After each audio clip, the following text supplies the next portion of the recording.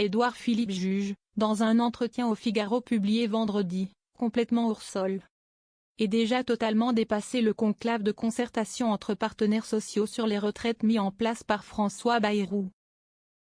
Très franchement, je trouve que ce plus conclave plus est complètement hors sol.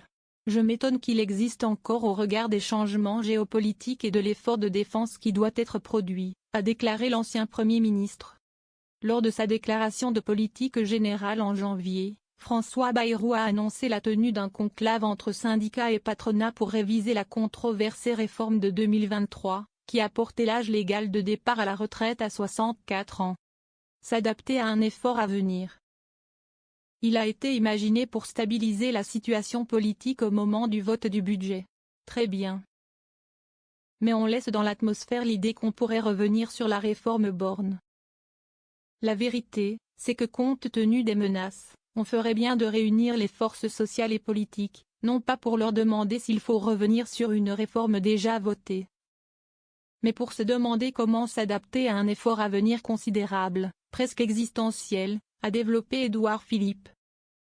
Les concertations dans le cadre de ce conclave ont débuté le 27 février. Le syndicat FO a claqué la porte d'emblée.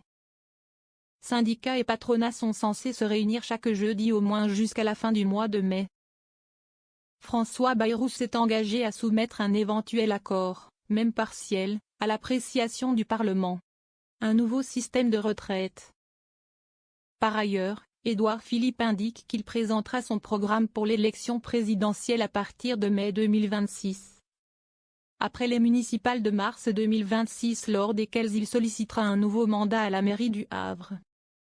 Je proposerai un nouveau système de retraite, qui conservera un niveau de solidarité important, mais qui devra équilibrer son financement sans recourir à la dette publique.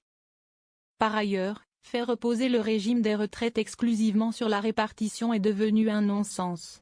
Notre démographie condamne le système actuel, explique notamment le maire du Havre.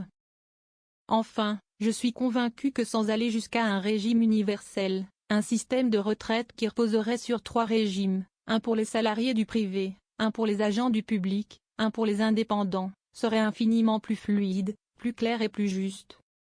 Vous avez compris que je proposerai une réforme d'ampleur, ajoute-t-il, sans évoquer explicitement le décalage de l'âge de départ à 65, 66 ou 67 ans, comme il l'avait préconisé en 2021.